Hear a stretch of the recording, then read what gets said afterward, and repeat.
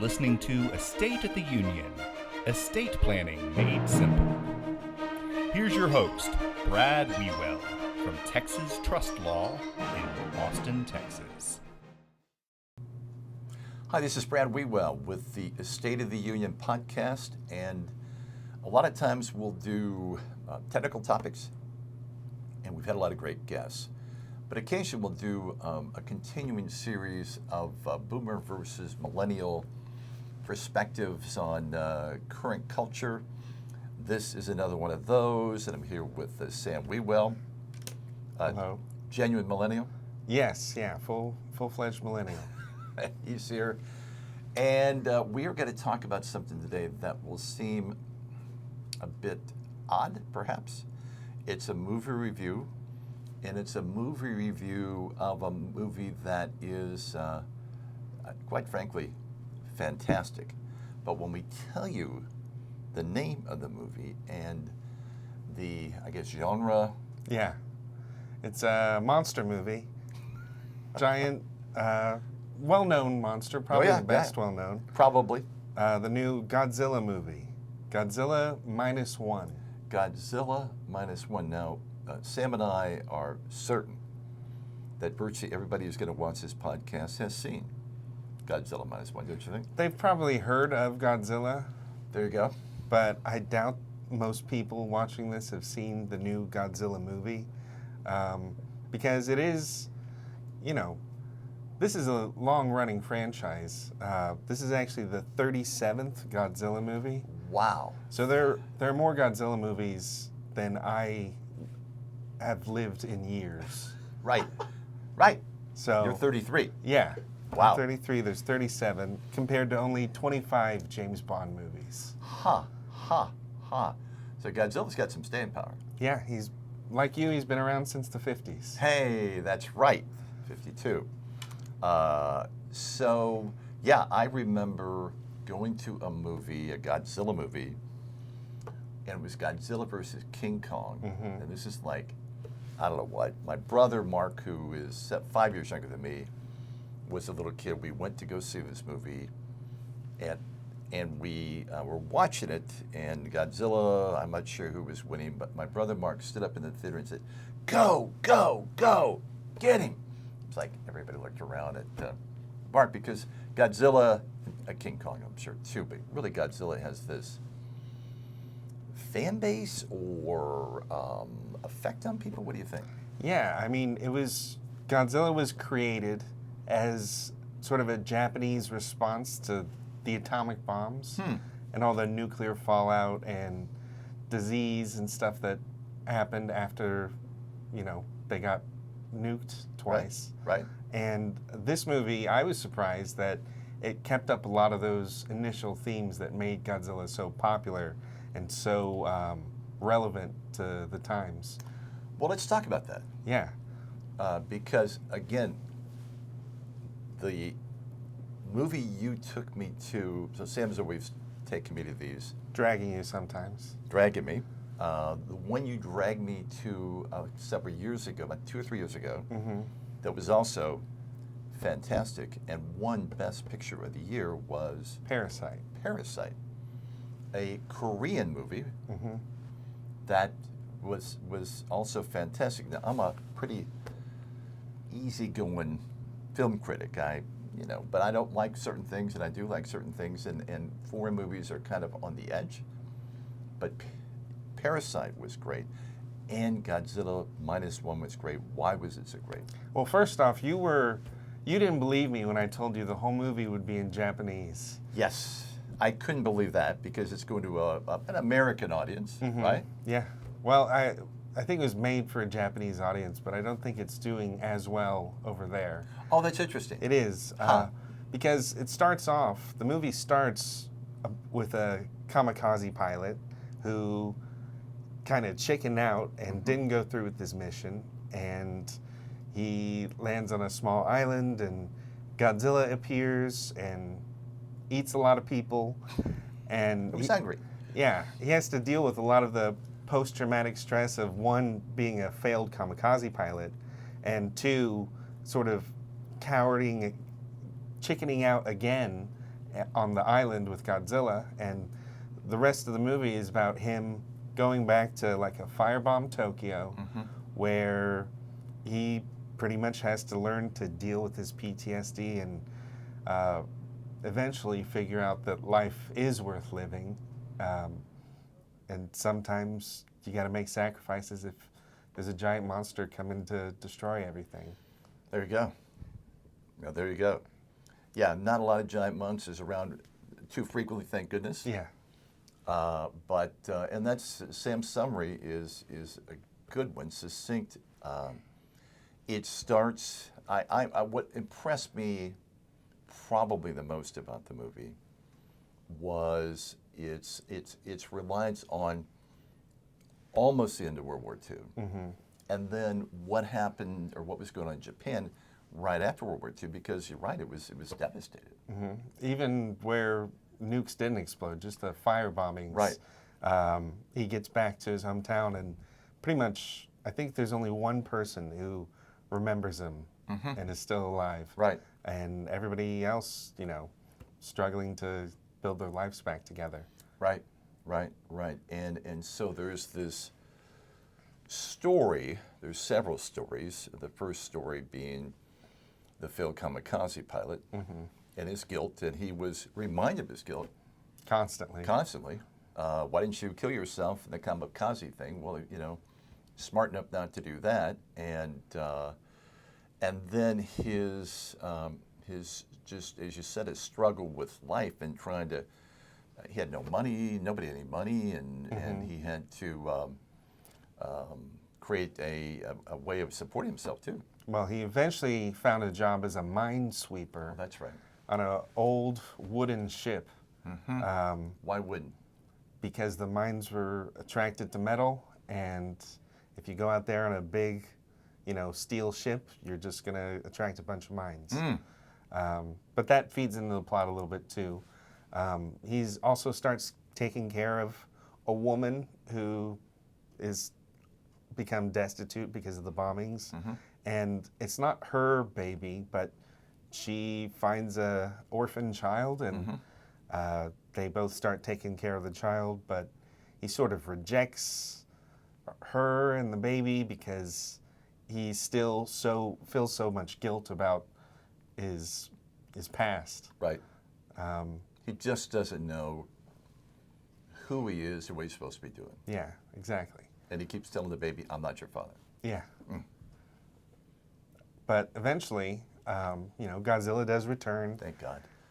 And he does trample over a city. Yeah. And Ate a lot of people. yeah, uses his radiation breath to That's right. blow up half the city. So let's not forget, of course, you may not know, but if you do know about Godzilla, he's not only a big, ugly, honkin' bad boy monster, but he also has like a death ray. Yeah, a death ray, pretty much. And he uses it. And Not for good, by the way. no, he's actually. It's not a. I guess in those older movies, Godzilla would team up with King Kong and fight different monsters and Right. stuff like that. Rodan and Mothra. And Yeah, this is not one of those movies. Right. This movie, Godzilla is scary and he's terrifying, and if you see him coming, you better start running because he won't stop for anything, And you're including right. our main characters. Right. You're right about the character Godzilla, because I've seen more than 2 Godzilla movies in my time, but probably not more than 5. Yeah, no way. Me either. It's an acquired taste. But some of them have had Godzilla as ultimately a good figure, a figure for good, that he's there to kind of protect Tokyo. They're all set in Japan. Protect Tokyo, protect the people from some bad other thing, something that's worse than he is. I Yeah. guess. In this one, Godzilla isn't protecting Tokyo as much as he considers Tokyo to be his territory, and he doesn't want, any naval warships on his territory. So he tears through a couple of those. And yeah, he really is a scary creature in this. Bad to the bone. Yeah, kind of like in Jaws. And also like in Jaws, the main human characters are really what kind of drive everything home. It's not just about the monster. Right. It's about everything that happens in between the monster attacking the city. It is so good. Now, again, it's not so good because of Godzilla. Godzilla's there, and Godzilla is almost a subplot, but the real subplot is his relationship with this woman, and how that turns out, and then his transformation into, I'll use this term, a guilty hero. Yeah, he learns that not just all life should be mattered, but that his life matters too, despite all these failings he's had in the past. And there's also a larger message about the Japanese government and the country of Japan and the people of Japan, who they mention in the film that there are several points in the war where life just wasn't very valuable to them. Yeah, it was really interesting because they did have several instances of criticism of the Japanese survivors of the war, criticizing the war regime for mistakes they made. What was the statistic about the number of Japanese soldiers killed by disease or hunger? I'm not sure. 50%. Oh yeah, over 50% due to lack of supplies or just curable diseases, things that could have been fixed. Half the Japanese army, according to the movie, died of starvation or illness, not by weapons, ours or anybody else's. Yeah.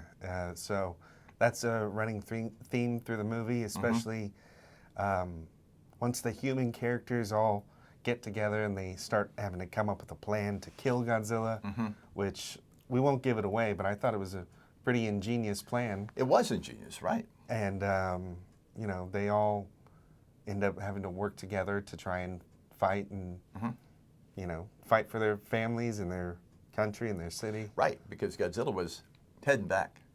Yeah. He was coming back to do more destruction and to wreak havoc. And again, the climax is good.